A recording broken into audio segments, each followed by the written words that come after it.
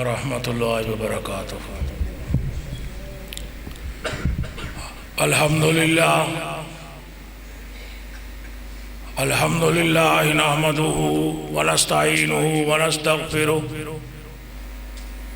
ونؤمن بہ ونتوکل علیہ ونعوذ باللہ من شرور انفسنا ومن سیئات اعمالنا من يهده الله فلا مضل له ومن يضلل فلا هادي له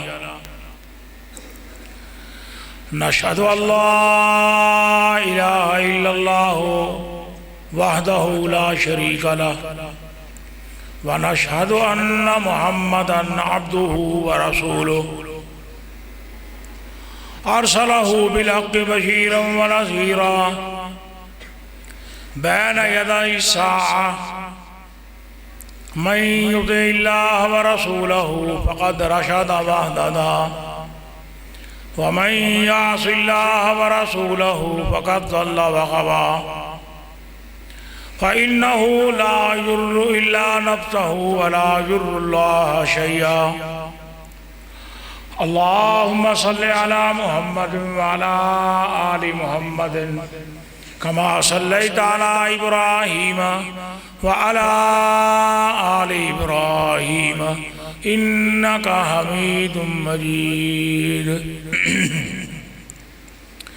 اللهم بارك على محمد وعلى آل محمد كما باركت على إبراهيم وعلى آل إبراهيم إنك حميد مجيد اللهم انفعنا بما علمتنا وعلمنا ما ينفعنا وزدنا علما سبحانك لا علم لنا إلا ما علمتنا إنك أنت العليم الحكيم رب إني أعوذ بك من همزات الشياطين وأعوذ بك رب أن يحضرون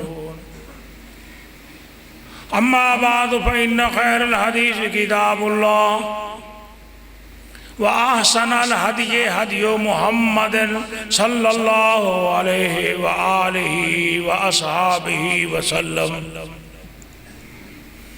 وشر الأمور محدثاتها كل محدثة بدعة كل بدعة ضلالة كل ضلالة في النار رب اشرح لي صدري ويسر لي أمري واحلل عقدة من لساني يفقهوا قولي رب زدني علما اللهم رب اشرح لي صدري ويسر لي أمري واحلل عقدة من لساني يفقهوا قولي رب زدني علما رب زدني علما أما بعد فقد قال الله تعالى في القرآن المجيد والفرقان الحميد أعوذ بالله السميع العليم من الشيطان الرجيم بسم الله الرحمن الرحيم قل يا عبادي الذين أسرفوا على أنفسهم لا تقنطوا من رحمة الله إن الله يغفر الذنوب جميعا حمد و ثنا اللہ وحدہ لا شریک کی ذات گرامی کے لیے، اللہ تعالیٰ کے لا تعداد آن گنت بے حد و حساب درود و سلام امام الانبیاء خاتم الرسل سید المرسلین حضرت محمد مصطفیٰ احمد مجتبیٰ صلی اللہ علیہ وآلہ وسلم کی ذات گرامی پر۔ حضرات، رمضان المبارک کا دوسرا جمعہ اور اس جمعے کے ساتھ ہی آج رمضان المبارک کے دوسرے عشرے کا آغاز ہو رہا ہے۔ آپ نے پڑھا اور سنا ہوگا کہ پہلا عشرہ اللہ تعالیٰ کی رحمت کے نزول کا عشرہ ہوتا ہے۔ وہ ہم نے الحمدللہ گزار لیا اللہ کی رحمت سے امید ہے کہ ہم گناہگاروں پر اللہ کی رحمت کا نزول ہوا ہوگا انشاءاللہ۔ اور آج سے شروع ہونے والا دوسرا عشرہ یہ اللہ تعالیٰ کی طرف سے اپنے بندوں کے گناہوں کی معافی کا عشرہ ہے۔ آئیے ہم سب مل کر اللہ تعالیٰ کے حضور دعا کریں کہ اللہ ہم سب گناہگاروں کے تمام گناہوں کو معاف فرمائے۔ میں نے آپ کی خدمت میں 24ویں پارے سے سورہ الزمر کی ایک آیت کریمہ تلاوت کی ہے۔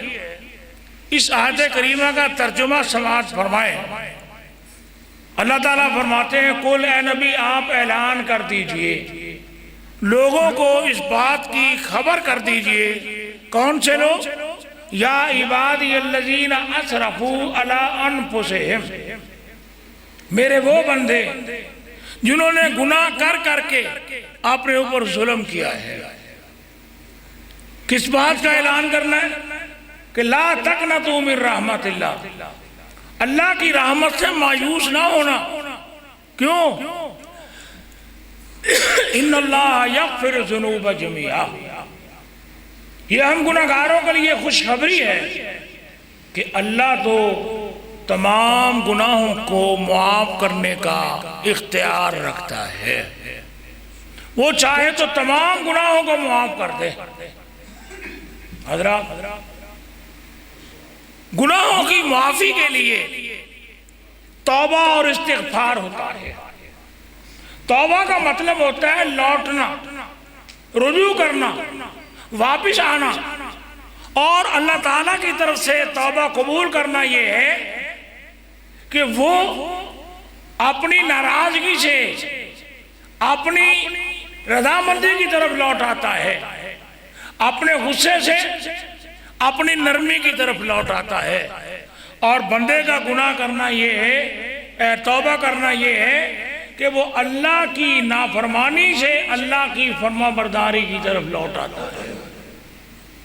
نبی کریم صلی اللہ علیہ وسلم کا فرمان مبارک ہے کہ التائب من الذنب کمن لا ذنب لہ، گناہ سے توبہ کرنے والا ایسے ہی ہو جاتا ہے جیسے اس نے گناہ کیا ہی نہیں ہے۔ بلکہ توبہ کا ایک درجہ یہ ہے، فرمایا اولئک الذین یبدل اللہ سیئاتہم حسنات، کہ وہ توبہ اتنی اعلیٰ، اتنی بڑی، اتنی شاندار ہوتی ہے کہ جس بندے کو وہ توبہ نصیب ہو جائے اللہ تعالیٰ اس کے گناہ معاف ہی نہیں کرتا، بلکہ اللہ اس کے گناہوں کو بھی نیکیوں میں تبدیل کر دیتا ہے۔ گناہ معاف ہی نہیں بلکہ گناہ نیکیوں میں تبدیل کر دیے جاتے ہیں۔ حضرت موسیٰ علیہ السلام بارش کی دعا مانگنے کے لیے گئے، ان کے ساتھی ساتھ دعا مانگی، اللہ تعالیٰ نے اطلاع دی کہ اے موسیٰ یہ جو بندے تو لے کے آیا ہے نا، اس میں ایک بندہ اتنا گناہگار ہے، اس کے گناہ اتنے زیادہ ہیں کہ وہ گناہ بندوں اور میری رحمت کی بارش کے درمیان رکاوٹ بنے ہوئے ہیں۔ ذرا اندازہ کر لیجیے اس کے کثرت گناہوں کا۔ اے موسیٰ تو اس شخص سے کہہ کہ یہاں سے اٹھ کر چلا جا، جب وہ جائے گا تو پھر میں تم پر رحمت کی بارش نازل کروں گا۔ کتنا بڑا امتحان تھا یہ، آپ تشریف فرما ہے۔ یہاں پر اعلان کیا جائے کہ ان لوگوں میں ایک شخص چور ہے، اس نے فلاں چیز چوری کی ہے، اس سے پہلے کہ میں اس کا نام بتاؤں وہ خود یہاں سے اٹھ کر چلا جائے۔ ذرا اندازہ کر لیجئے کتنا مشکل مرحلہ ہوگا۔ حضرت موسیٰ علیہ السلام نے اعلان کیا کہ اس مجمع میں ایک بندہ ایسا ہے جس کے گناہ اللہ کی رحمت کی بارش میں رکاوٹ بنے ہوئے ہیں، اور اللہ کہتا ہے کہ اس کی موجودگی میں بارش نہیں برساؤں گا، وہ شخص یہاں سے اٹھ کر چلا جائے۔ اس شخص نے اٹھ کر جانے کی بجائے وہیں بیٹھے بیٹھے اللہ کے حضور معافی کی درخواست پیش کی، آنسوؤں کا نذرانہ پیش کیا، اپنے گناہوں کی معافی مانگی، اللہ تعالیٰ نے فوراً رحمت کی بارش نازل فرما دیا۔ حضرت موسیٰ علیہ السلام نے اللہ سے یہ عرض کیا، رب العالمین ابھی تو کہتا تھا کہ اس کے گناہ بہت زیادہ ہیں، اس کے گناہوں کی وجہ سے میں بارش نازل نہیں کر سکتا۔ اللہ تعالیٰ نے جواب میں فرمایا موسیٰ اس نے مجھ سے توبہ کر لی ہے، معافی مانگ لی ہے، میرے ساتھ اس نے صلح کر لی ہے، اور میں اس کی معافی کو قبول کر کے بارش نازل کر رہا ہوں۔ حضرت موسیٰ علیہ السلام نے عرض کیا یا اللہ اس کا نام ہی بتا دے وہ کون ہے۔ اللہ اتنا پردے ڈالنے والا ہے، اللہ تعالیٰ نے فرمایا موسیٰ جب وہ میری نافرمانی کر رہا تھا، جب وہ گناہوں کی زندگی بسر کر رہا تھا، میں نے تو اس وقت اس پہ پردہ ڈالا، اب تو وہ مجھ سے معافی مانگ چکا ہے، اب میں اس کا پردہ کیسے فاش کر سکتا ہوں۔ وہ اتنا مہربان کہ اس نے ہمارے عیبوں میں پردہ ڈالا ہوا ہے۔ ہمیں بھی اللہ کی اس صفت کو اختیار کرنا چاہیے کہ اگر ہمیں کسی کا کوئی عیب، کوئی کمی، کوئی کوتاہی، کوئی گناہ، کوئی غلطی ہمارے علم میں آئے تو ہمیں اس پر پردہ ڈالنا چاہیے، اس کو چھپانا چاہیے۔ ہم کرتے یہ ہیں کہ اتنی سی بات ہمیں معلوم ہو جائے، ہم ربڑ کی طرح کھینچ کر وہ لوگوں میں بیان کرتے ہیں، اے فلانے کے بارے میں سنا تو نے، اور فلاں کے بارے میں سنا تو نے، اور اس ظلم کا سب سے زیادہ شکار ہم مولوی لوگ بنتے ہیں۔ اور ویکھے مولویاں نو، اور مولوی بخشے گے ایسی بخشے جاؤں گے، جس مولوی کے پیچھے ہم نماز پڑھتے ہیں اسی مسجد میں بیٹھ کر ہم اسی مولوی کی غیبت، چغلی اور برائی بیان کرتے ہیں، جبکہ اللہ کے رسول صلی اللہ علیہ وسلم نے فرمایا کہ من ستر مسلمن سترہ اللہ یوم القیامہ، جو اپنے مسلمان بھائی کے عیبوں پہ پردہ ڈالے گا اللہ تعالیٰ قیامت کے دن اس کے عیبوں پہ پردہ ڈالے گا۔ مجھے اور آپ کو کسی کی 1 2 3 چلے 10 باتیں معلوم ہوگی، اور اللہ رب العالمین وہ ہے جو ہمارے ایک ایک عیب سے، ایک ایک گناہ سے واقف ہے، اور اللہ کہتا ہے تم میرے بندوں کے عیبوں پہ پردہ ڈالو، میں تمہارے عیبوں پہ پردہ ڈالوں گا۔ ہمیں بھی یہ ذریعہ، یہ طریقہ اختیار کرنا چاہیے۔ اللہ کے رسول نے فرمایا لا تتبعوا عورت اخیہ، اپنے بھائی کے عیبوں کو تلاش نہ کرو۔ ہم ٹو لگاتے ہیں اور فلانے دے بارے کوئی گل بات ہم پوچھتے ہیں، انکوائری کرتے ہیں، جیسے اللہ نے ہمیں یہ ذمہ داری دی ہے کہ اس کے بارے میں تم معلومات لو، ہم کوشش کرتے ہیں۔ اللہ فرماتے ہیں لا تتبعوا عورت اخیہ، اپنے بھائی کے عیبوں کو تلاش نہ کرو، جو اپنے بھائی کے عیبوں کو تلاش کرے گا اللہ رب العالمین اس کے عیب لوگوں کے سامنے ظاہر کر دے گا۔ وَلَوْ كَانَ فِي بَيْتِ جَوْفِهِ، خواہ وہ اپنے گھر کے اندر بیٹھ کر کیوں نہ کرے، اللہ ان خفیہ باتوں کو بھی لوگوں کے سامنے ظاہر کر دے گا۔ اور اللہ رب العالمین تو وہ ہے کہ جس کی وجہ سے رحمت کی بارش نازل نہیں ہوتی تھی، جب گناہ کرتا تھا پھر بھی اس کے عیبوں پہ پردہ ڈالے رکھا، جب اس نے توبہ کر لی اللہ نے پھر بھی اس پہ پردہ ڈالے رکھا۔ اللہ کے رسول نے فرمایا کہ جب کوئی گناہگار آدمی اپنے رب کے سامنے توبہ کرتا ہے تو اللہ تعالیٰ کو کتنی خوشی ہوتی ہے۔ اللہ کے رسول نے مثال بیان فرمائی کہ ایک آدمی حالت سفر میں ہے، آپ کو معلوم ہے نا اس زمانے میں اونٹوں پر گھوڑوں پر سفر ہوتا تھا، کھانے پینے کا سارا سامان ساتھ لے کر چلا جاتا تھا، اور کوشش یہ ہوتی تھی کہ راستے میں کہیں ہمارے کھانے پینے کا سامان ختم نہ ہو جائے۔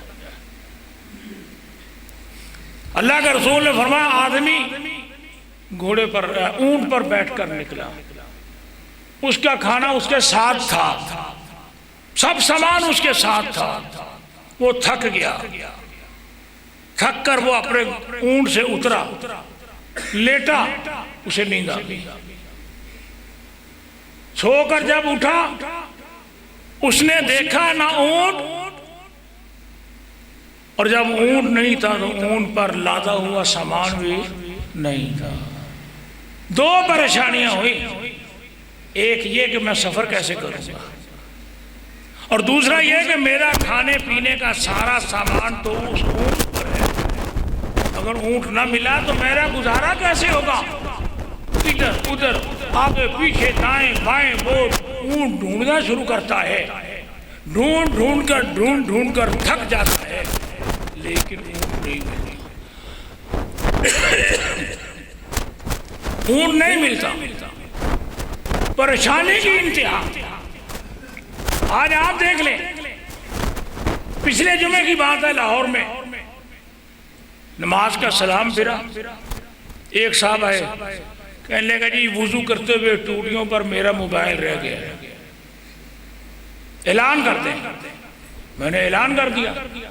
اب بدقسمتی کی انتہا دیکھ لیجئے، رمضان المبارک کا بابرکت مہینہ ہے، جمعے کا دن ہے، مسجد کی جگہ ہے، موبائل رہ گیا، کسی نے اٹھا کر جیب میں ڈال دیا۔ کتنے کو 5 10 15 20 40 50 60 لاکھ 2 لاکھ کا ہوگا، لیکن دیکھا تو صحیح وقت کون سا ہے، رمضان کا مہینہ، جمعے کا دن، نماز جمعہ کا وقت، مقام مسجد ہے، وہ موبائل لے گیا۔ اب اس شخص کی پریشانی کا عالم یہ ہے، وہ کہتا ہے جی میرے موبائل کی کوئی پریشانی نہیں ہے، لیکن میرے کاروبار کا سارا ریکارڈ اس میں ہے، وہ لاکھوں کروڑوں کا میرا ریکارڈ اس میں ہے، اس کا میں کیا کروں؟ موبائل گم ہو جائے، بندے کی پریشانی کا اندازہ نہیں کیا جا سکتا۔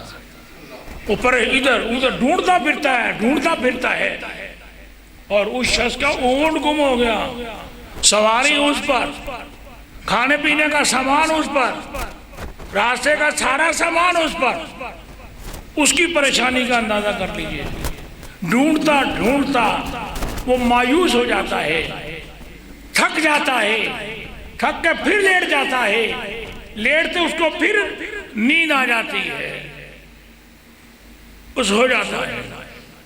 جب وہ دوبارہ اٹھتا ہے تو وہ دیکھتا ہے کہ اس کا اونٹ اس کے سرانے کھڑا ہے، اس کا اونٹ اس کے سرانے کھڑا ہے، اور سارا سامان اس پر صحیح سلامت اور مکمل اور پورا ہے۔ ہمارا جتنی خوشی اس شخص کو اپنا اونٹ صحیح سلامت واپس ملنے کی ہوئی، اس سے زیادہ خوشی اللہ رب العالمین کو اس وقت ہوتی ہے جب کوئی گناہگار بندہ اس کے سامنے توبہ کرتا ہے۔ اس اونٹ والے سے زیادہ خوشی وہ آدمی خوش ہو کر، جذبات سے مغلوب ہو کر اللہ کا شکر ادا کرتا ہے، لیکن اس کی زبان سے لفظ غلط نکل جاتے ہیں۔ کہنا تو یہ چاہیے تھا، اے اللہ تو میرا رب ہے، میں تیرا بندہ ہوں، اور وہ جذبات سے مغلوب ہو کر وہ یہ کہہ بیٹھتا ہے، اے اللہ میں تیرا رب ہوں اور تو میرا بندہ ہے۔ کلمہ کتنا بڑا ہے، لیکن اللہ کا رسول نے فرمایا اللہ اس کی اس غلطی کو بھی معاف کر دیتا ہے، اس غلطی کو بھی معاف کر دیتا ہے۔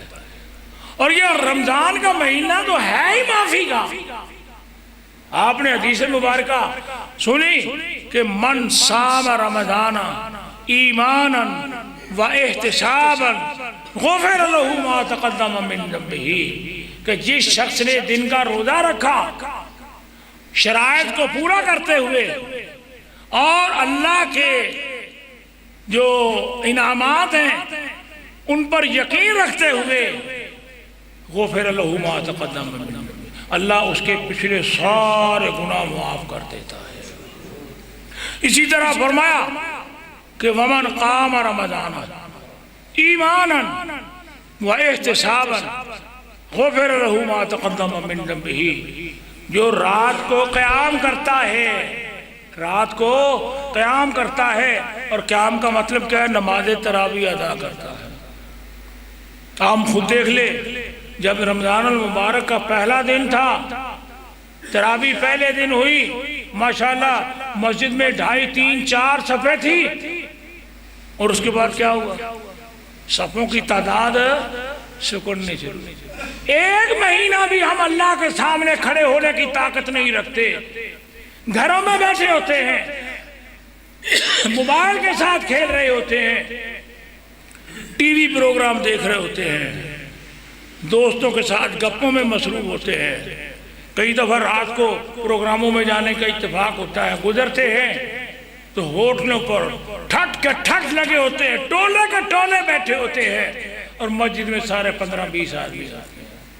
ایک مہینہ، ایام معدودات، جو گنتی کے چند دن ہیں، اور پتہ نہیں یہ سارے دن بھی ہمیں نصیب ہو رہے ہیں کہ نہیں، پتہ نہیں ہمیں نصیب ہونے کے نہیں ہونے ہیں. اندازہ کر لیجئے، دوسرا روزہ ہے، روزہ دوسرا ہے، دن جمعرات کا ہے.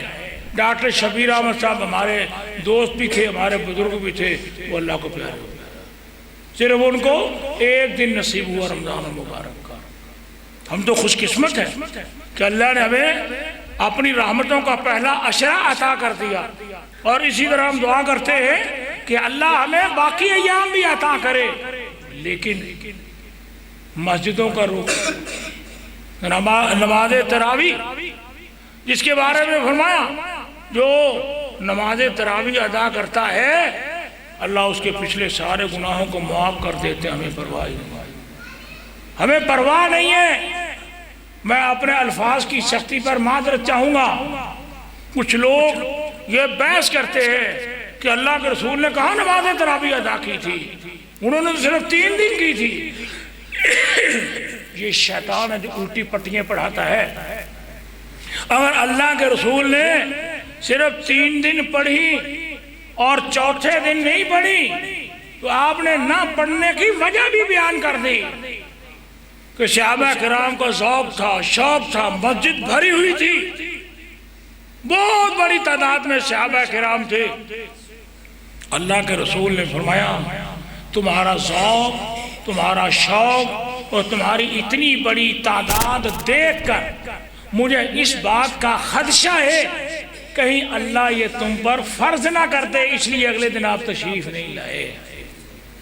جب آپ دنیا سے تشریف لے گئے وحی کا سلسلہ ختم ہو گیا، احکامات الہیہ مکمل ہو گئے، دین تمام ہو گیا، اللہ نے اسلام کو پسند کر لیا، تو پھر حضرت عمر فاروق رضی اللہ تعالیٰ عنہ نے باقاعدہ طور پر نماز تراویح کا سلسلہ شروع کیا. یہ نفل ہے، اس بحث میں ہم نہیں پڑھتے 8 ہے یا 20 ہے، اس میں نہیں پڑھتے ہم، حالانکہ سنت 8 ہے. حضرت عائشہ صدیقہ رضی اللہ تعالیٰ عنہ فرماتی ہیں کہ اللہ کے رسول نے رمضان یا غیر رمضان میں 11 رکعت 8 نفل اور 3 وتر ادا کیے، اور میں صلی اربعن آپ نے 4 رکعت ادا کی. لا تسل عن حسنہن و طولہن، نہ سوال کر، نہ پوچھ کہ وہ کتنی خوبصورت تھیں اور کتنی لمبی تھیں. اور طوالت کا جو بیان ہے وہ صحابی کا بیان فرماتے ہیں کہ اللہ کے رسول نے نفل شروع کیے، سورہ بقرہ ساری تلاوت کر رہی ہے. کتنی ہے جناب؟ 40 رکوع، 2.5 پارے تقریباً ساری رکعت ایک ہی رکعت میں ساری سورت مبارکہ تلاوت کی. پھر آپ نے سورہ آل عمران شروع کی. سورہ آل عمران یہ تقریباً 1.25 پارے کی، آدھا پارا ادھر 3 پاؤں آگے، یہ پوری کر لی. پھر آپ نے سورہ المائدہ شروع کر دی. سورہ المائدہ بھی قرآن مجید کی ایک طویل سورت، ایک رکعت ہے، ایک رکعت ہے. اور پھر آپ نے سورہ نساء شروع کی. یہ تقریباً 5 پارے بنتے ہیں، 5 پارے اللہ کے رسول نے ایک رکعت میں تلاوت کیے، ایک رکعت میں تلاوت کیے. اور پھر آپ اس آیت مبارکہ پر پہنچے وَكَيْفَ إِذَا جِئْنَا بِكَ مِنْ كُلِّ أُمَّةٍ شَهِيدًا وَجِئْنَا بِكَ عَلَىٰ هَٰؤُلَاءِ شَهِيدًا. قیامت کا منظر آپ کو یاد آ گیا کہ وہ کیسا وقت ہوگا جب اللہ تعالیٰ ہر امت پر ایک گواہ لائیں گے، اور اے محمد آپ کو ساری امتوں پر گواہ لایا جائے گا. اللہ کی رحمت کا آپ کو علم ہوا، اس کو محسوس کیا، قیامت کے منظر کو یاد کیا.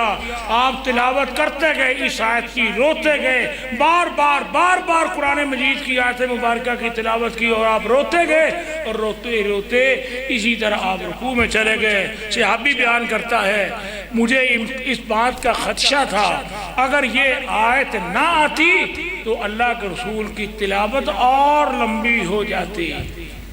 اب ہمارے ہاں یہ تلاوت ہو رہی ہے، نماز تراویح ہو رہی ہے، جناب جب سلام پھرتا ہے فوراً ہم اپنی گھڑی، مسجد کی گھڑی دیکھتے ہیں کتنے منٹ لگ گئے، اور اگر کسی دن کی 5 منٹ زیادہ ہو جائے تو ہم اس کو ہضم نہیں کر سکتے. اب جی خیر ہے اور تو ہی تو سارا دن ستے رہیں گے جے، اور جی تو سارا دن، یعنی ہمیں اللہ کے گھر میں بیٹھنے کا صبر نہیں ہے. شادی حال میں ہم 3 گھنٹے کھانے کا انتظار کرتے ہیں کہ نہیں کرتے؟ 3 گھنٹے. ہماری براتیں کتنی لیٹ ہوتی ہیں، ہمیں کوئی پرواہ نہیں ہوتی، کوئی نہیں بولتا، کھانے کا انتظار کیے چلے جا رہے ہیں. اور اگر مسجد میں 5 منٹ زیادہ بیٹھنا پڑ جائے تو ہماری طبیعت خراب ہو جاتی ہے، ہم سے برداشت نہیں، ہم اس کو برداشت نہیں کر سکتے. تو یہ رات کا قیام جو ہے، اللہ کے رسول نے فرمایا کہ یہ قیامت کے دن اللہ کے دربار میں سفارش کرے گا، اے اللہ یہ بندہ دن بھر کی تھکاوٹ کے باوجود رات کو کھڑے ہو کر میری تلاوت سنتا تھا، مجھے پڑھتا تھا، اے اللہ میں تیرے دربار میں سفارش کرتا ہوں اس کو معاف کر دے. اور اللہ قیام کی، قرآن کی سفارش کو قبول کر کے اس بندے کو معاف کر دے گا. یہ تو معافی کے بہانے ہیں. گفتگو کا عنوان ہے توبہ استغفار. یہ تو معافی کے بہانے ہیں. ایک بات پر تم یہ کہو اللہ تمہارے گناہ معاف کر دے گا، تم یہ کہو اللہ تمہارے گناہ معاف کر دے گا، تم یہ کہو اللہ تمہارے گناہ معاف کر دے گا. استغفر اللہ، استغفر اللہ، استغفر اللہ. میں نے شاید یہاں پر آپ کو بات بتائی تھی، حضرت امام احمد بن حنبل رحمۃ اللہ علیہ بہت بڑے محدث ہیں، بہت بڑے محدث. وقت کے حکمرانوں نے اختلاف کی بنا پر ان کو جیل میں ڈالا اور ان کی کمر پر کوڑوں کی بارش کی. امام احمد فرماتے تھے میرا اور تمہارا فیصلہ اللہ میرے جنازے کے دن کرے گا. نہ ریڈیو، نہ ٹی وی، نہ ٹیلی فون، نہ اخبار، نہ کچھ 5 لاکھ آدمی امام احمد بن حنبل کے جنازے میں شامل ہوا. 5 لاکھ آدمی. اور بتایا جاتا ہے کہ ہزاروں غیر مسلموں نے حضرت امام کا جنازہ دیکھ کر اسلام قبول کر لیا. وہ فرماتے میں سفر میں تھا، مسجد میں چلا گیا. میں نے مسجد میں رات ٹھہرنا تھا. میں نے مسجد والے درویش سے کہا کہ مجھے یہاں رات رہنے دو. اس نے کہا نہیں جی نہیں، مسجد میں ٹھہرنے کی اجازت نہیں ہے. اس نے اپنا تعارف کرایا. اس نے کو بھی ہے نہیں، نکل با. کوئی بندے ہوتے ہیں نا ایسے طریقے سے، نکل با. امام صاحب باہر آ گئے. راستے میں دیکھا کہ ایک تنور ہے اور تنور والا اپنی اس دکان کو بند کرنے کی تیاری کر رہا ہے. امام صاحب وہاں جا کر بیٹھ کے سردی ہے، چلو اور کچھ نہ صحیح تو آگ کی تپش تو ہوگی کہ نہیں ہوگی؟ وہ دکان والا پوچھتا ہے مسافر ہو؟ اس نے کہا ہاں۔ رات ٹھہرنی ہے؟ جی مسجد والوں نے مجھے رہنے کی اجازت دی۔ اس نے کہا چلو میرے گھر۔ وہ اپنے گھر لے گا۔ کھانا کھاؤ گے؟ جی کھانا ہے۔ اس آدمی نے آٹا نکالا، استغفر اللہ۔ آٹا گوندھ رہا ہے، استغفر اللہ۔ پیڑا بنا رہا ہے، استغفر اللہ۔ روٹی بنا رہا ہے، استغفر اللہ۔ کھانا تیار کر رہا ہے، استغفر اللہ۔ اس کی زبان پر بس ایک ہی لفظ استغفر اللہ، استغفر اللہ، استغفر اللہ۔ کیا مطلب ہے اس کا؟ اے اللہ مجھے معاف کر دے، اے اللہ مجھے معاف کر دے۔ امام صاحب نے دیکھا، پوچھا کیا کر رہے ہیں؟ جی استغفار پڑھ رہا ہوں۔ اس کا کوئی فائدہ بھی ہوا ہے؟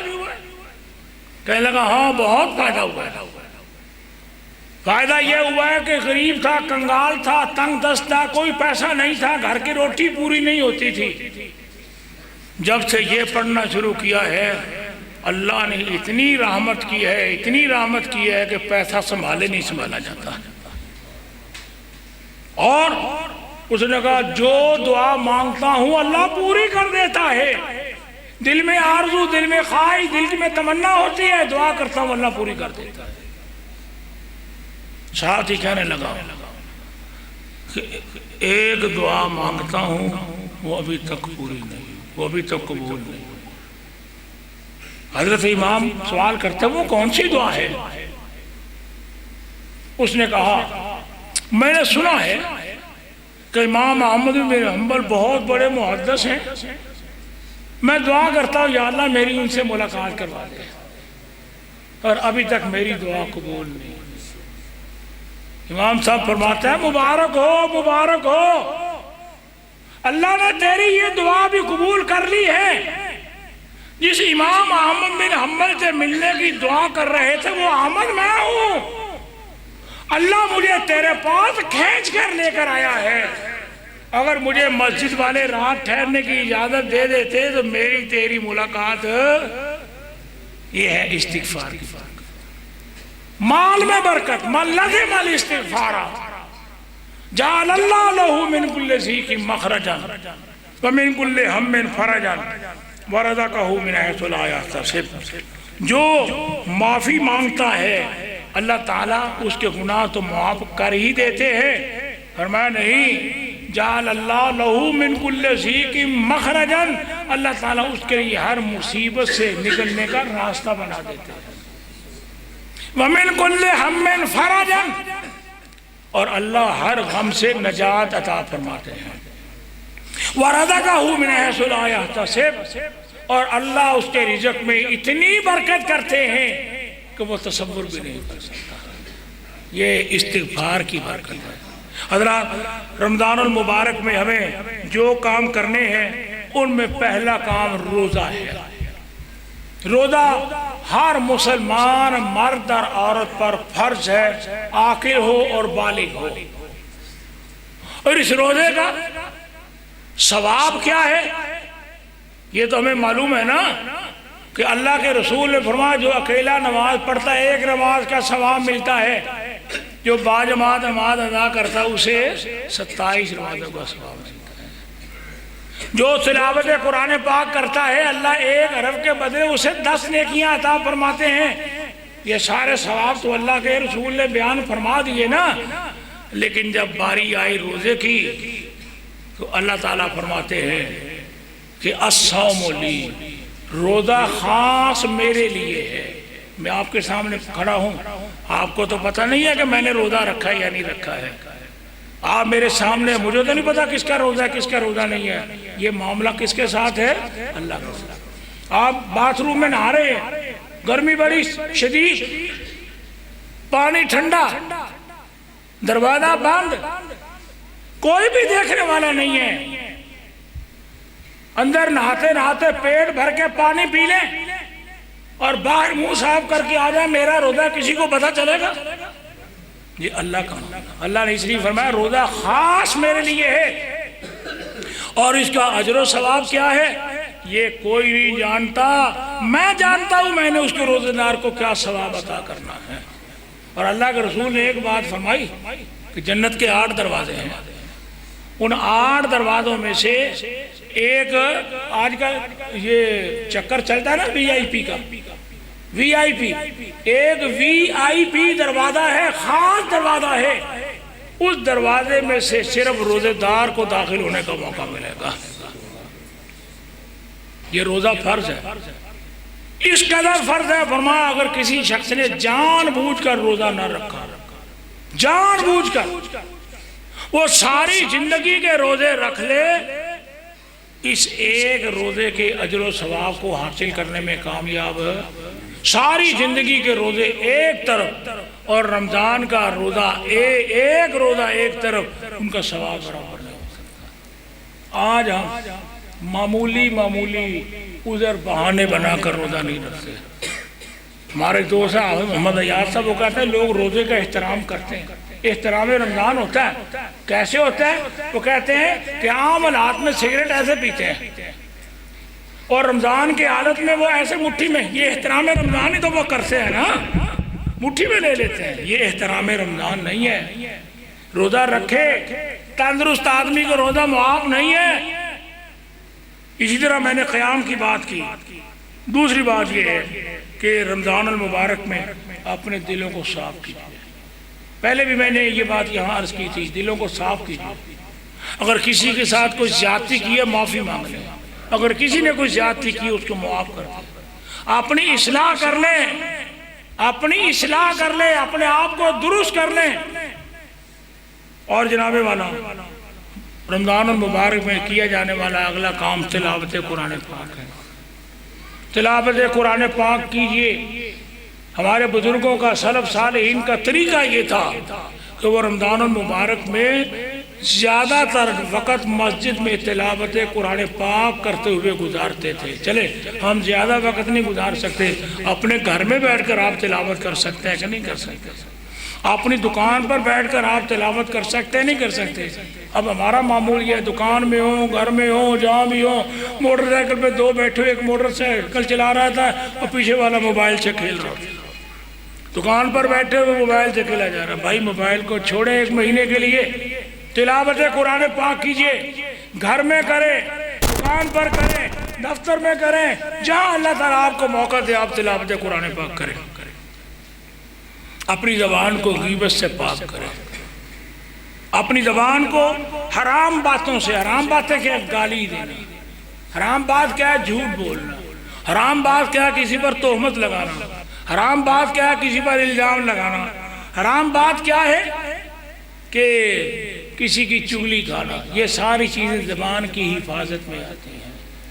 اللہ تعالیٰ سے دعا فرمائے جو میں نے عرض کیا آپ حضرات نے سماعت فرمایا، اللہ تعالیٰ ہمیں ان باتوں کی سمجھ، ان پر عمل کرنے کی توفیق عطا فرمائے۔ وآخر دعوانا الحمدللہ۔